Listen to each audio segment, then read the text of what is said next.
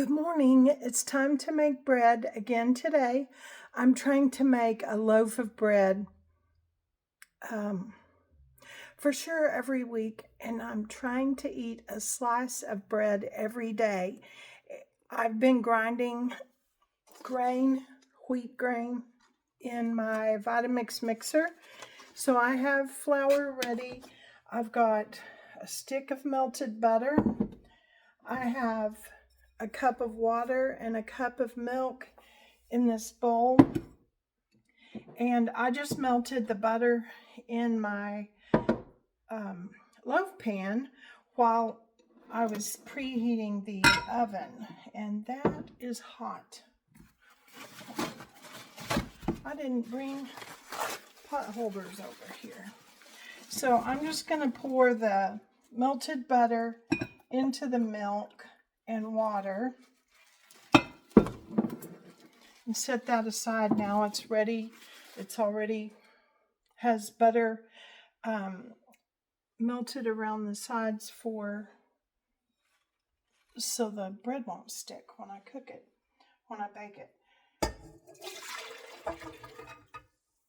This milk and water is warmed so that the yeast will rise in there. I need to add 2 tablespoons of yeast, and I hope I have enough. So this is half of a tablespoon. I need 4 of these.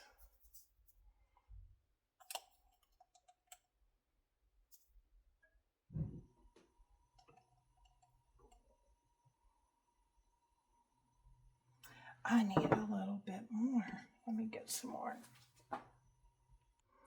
So this makes 3. And this makes 4. 4 half tablespoons so that I have 2 whole tablespoons of yeast. And that's quick rise yeast that I'm using.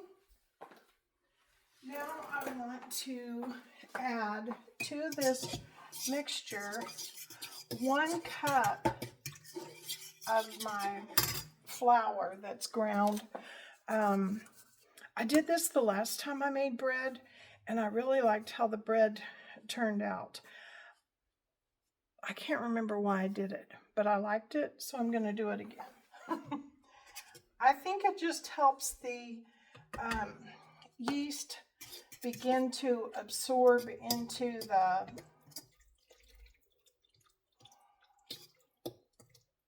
the flour grain. Obviously, I could do that with the mixer, but I didn't.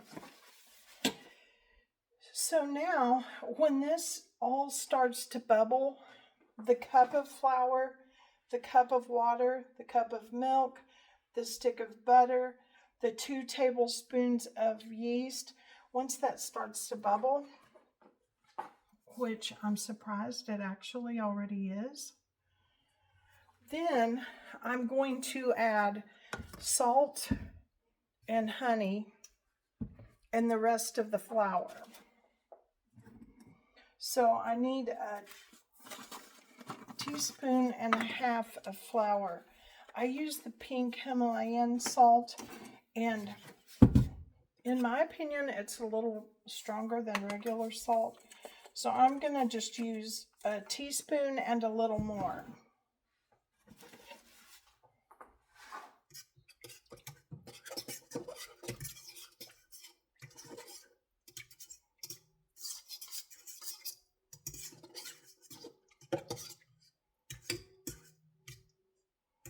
It's not quite ready. That cup of flour went right to the bottom.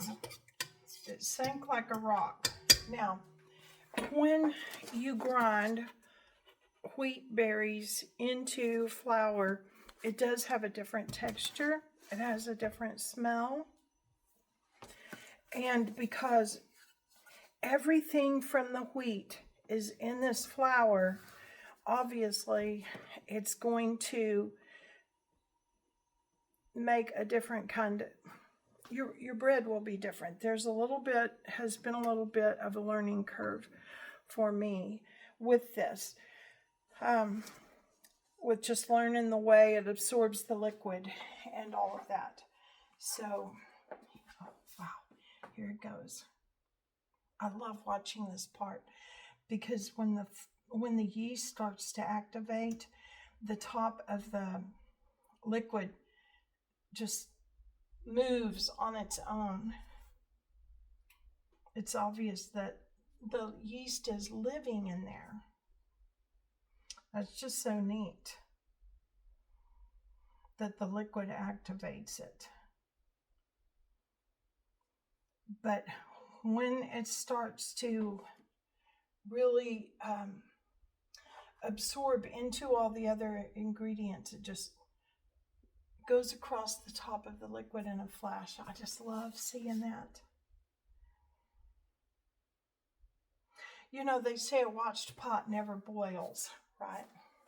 I guess that could be what's happening. Okay, now it's all foamy on top, and one of these times when I get really good at learning how to do these videos, I'm going to have the camera over here so that you can see what happens when that foam goes across the top of the liquid. It's just so, I just love watching it happen. It's like watching fireworks. Just boom, it just comes to life. So now, what did I do with, oh, there it is. I want to add a teaspoon and a little more of pink Himalayan salt. Calls for 1.5 teaspoons. And I'm going to add 3 tablespoons of honey. And I actually just kind of guess at this. That's 1/2 teaspoon.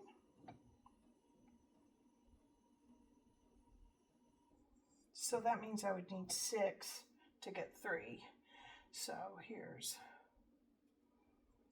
3, 4,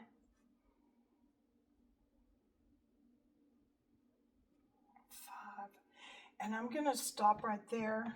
Oh my goodness, you guys, this is foaming up so neat, so pretty. How is it we get excited over these things? But we do. Okay, so there's 3 tablespoons of honey. Now I'm going to let that go around a minute and get that all mixed in good. And then I'm going to start adding the flour. Now, the flour that I'm using is hard red wheat grains ground into flour. So you can get red hard wheat, you can get white hard wheat grains, you can get soft white wheat grains. My personal preference to cook with is soft white. Now, oh, that's so good and foamy. Now, there are people who will argue with you that you must use hard red for wheat bread, yeast bread, like loaves and rolls and anything using yeast, or sourdough. They will say you must do it that way, and that you must use soft white for biscuits and pie crust and things like that. So you do whatever you want to do. My personal preference is to just cook with soft white wheat grains that are ground into flour. But that's not what this is. This is the hard red ground into flour. Now, the first thing I'm going to do is add 2 cups of this flour. I forgot, I have not sifted that. I like to sift it just to fluff it up a little bit. And I just sift it right back into this Same container. I'm not real particular about it. I just want it a little fluffier than it is.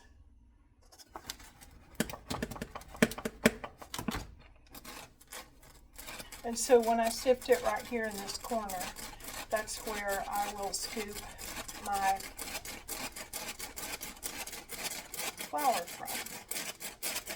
Because this is not sifted on this end, and now this on this end is sifted. So my bread recipe calls for 4 to 5 cups of flour. And I have found that the weather can affect how many cups I use. If I'm using hard red or soft white can affect it. So you just kind of have to learn the feel of your bread and how you want it to do that day. I really don't know if there's a right or wrong way. It's just a matter of figuring out what works for you.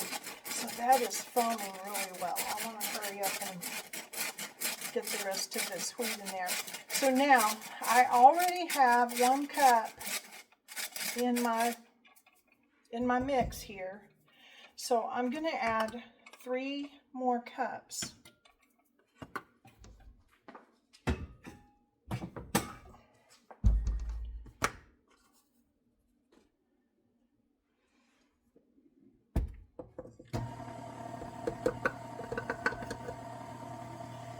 There's 1.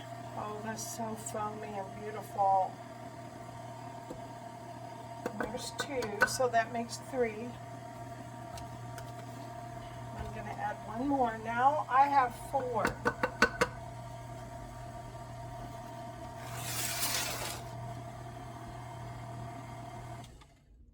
Scrape down the sides. As soon as the liquid and the wheat flour is all incorporated together in just a few more seconds, I'm going to stop my mixer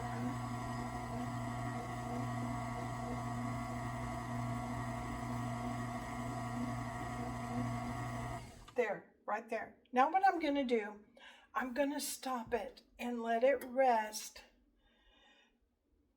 probably for about 5 minutes. And what this is doing is allowing the liquid to absorb into the flour, because this is more dense, it has more nutrients, it cooks and mixes completely different than just regular all-purpose flour that you buy at the store. So I want that liquid, the yeast, the honey, the salt to all kind of incorporate into the flour before I set this to mix for 5 or so minutes in the kneading process. And when I determine how much of this last cup I'm going to add. So you know, now I have 4 cups in here and my recipe calls for 4 to 5. So when I get to the point that I'm actually have kneaded this mix right here for 5 minutes, then I will gradually add about 1/4 of a cup of flour at the time to see how much when it gets to the consistency of dough that I want. So right now it's just resting and I'll be back. Now this set to absorb the liquid, just like I told you, it has risen a little bit also. But now I'm going to start the kneading process, and I'm going to knead it for 5 minutes.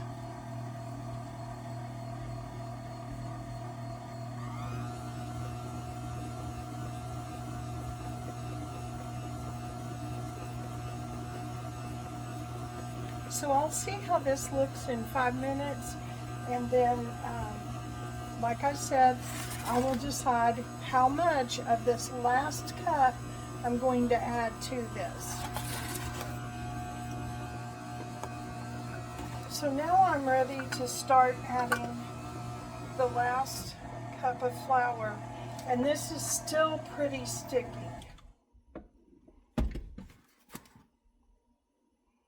See, it's still pretty, it's really sticking to my fingers.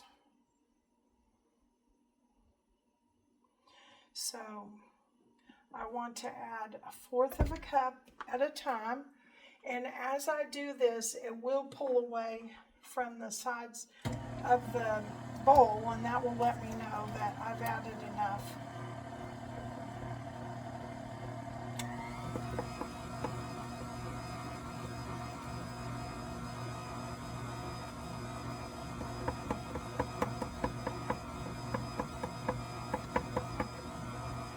So I've only used about 1/8 of a cup, and it's already pulling away from the sides.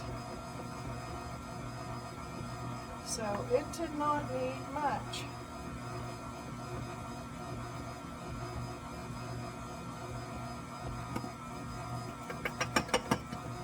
Okay, that's 1/4 of the cup.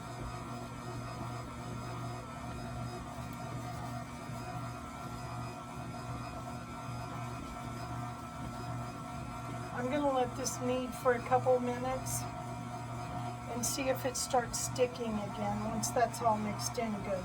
If it does, I'll add another 1/4 of a cup.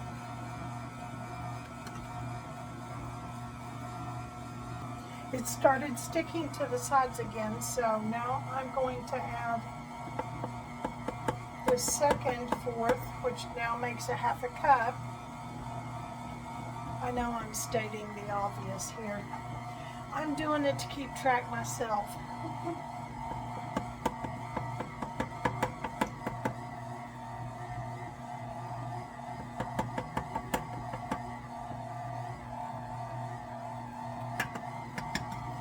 Okay, when that gets mixed in, I'm going to stop the mixture and see if the bread is the texture that I want.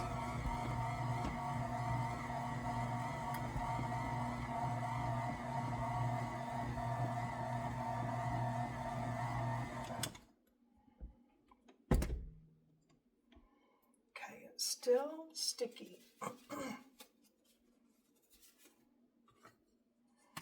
going to add in just about 1/8.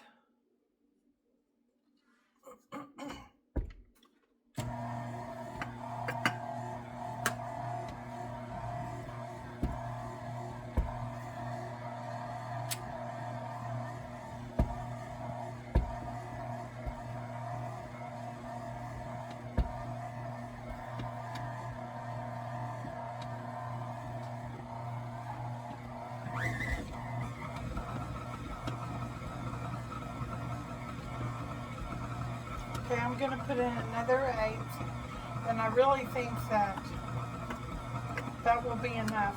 So that's a total of 3/4 of that last cup, which would ultimately make 5 cups, but I've used 4 3/4.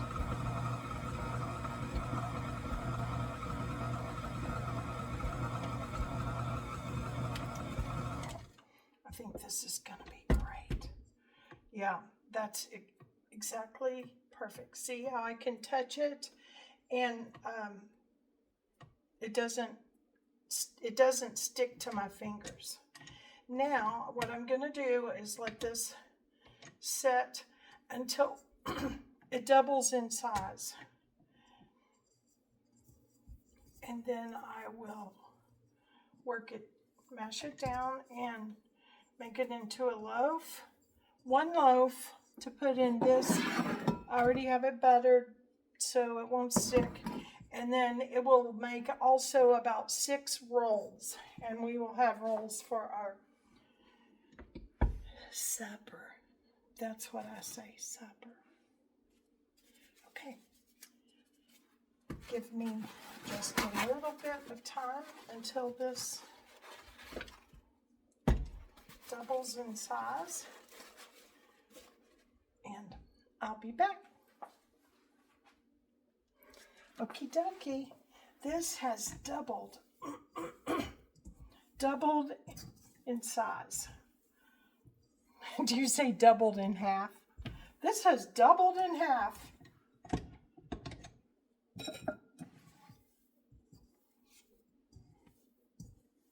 Oh, this feels so delectable. Okay, I want to put just a drizzle on my work surface, and I'm going to separate this. Now I have 2 equal parts. I'll just put that back in there.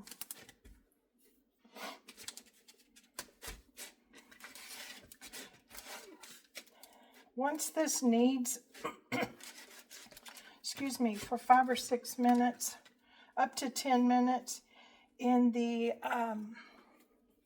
mixer, really only all you really need to do once you get it out is shape it to go into the loaf pan. So I'm going to do that now.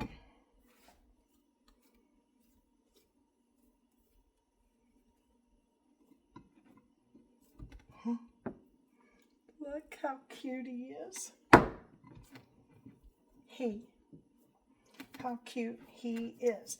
Now, I can already tell, based on this being hard red wheat, that this loaf will be more coarse, but that's okay. It will be yummy and nutritious. So now what I'm going to do with this other half, I'm going to make rolls for,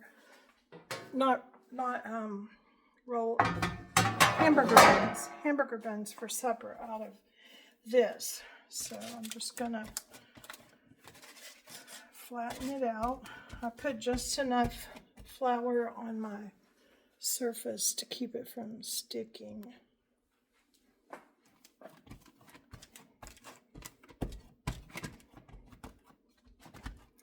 Sometimes I use a knife and just cut squares and bake them in squares. Today I'm going to use this funnel because I want round buns, and this is about that long across, however wide that is. But these will raise and spread out, and they'll look real nice. Now, see the thickness of these? Actually, I want them to end up being thicker than that when they raise. I think what I'll do is just fold this over. Now, here's what's going to happen. Since I folded it onto itself, it's already going to come in half, like a hamburger bun that you would buy in the store. Because I didn't knead it and mash it where the halves mashed into each other. So I just folded it. It's one on top of the other. So when this bakes, they will separate easily.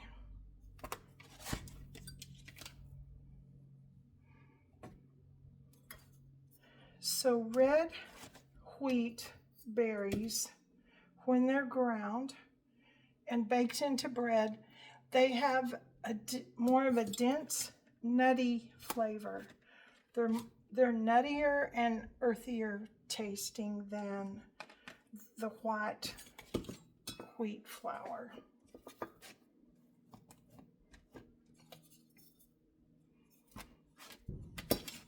So it all just has to do with the texture that you want, the flavor that you want, and what I've learned is that there is a learning curve. Now, I grew up with my mother cooking with whole wheat, that flour that Daddy ground from berries, wheat, from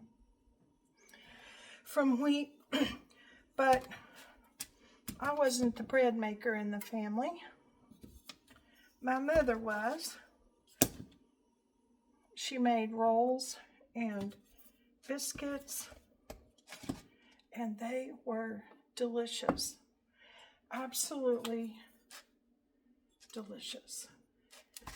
But now that I've started grinding my wheat, let's see, when did I start?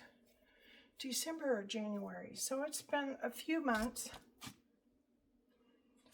I've cooked with white whole wheat that you can buy from the grocery store for years, since my kids were little, and they're all adults now.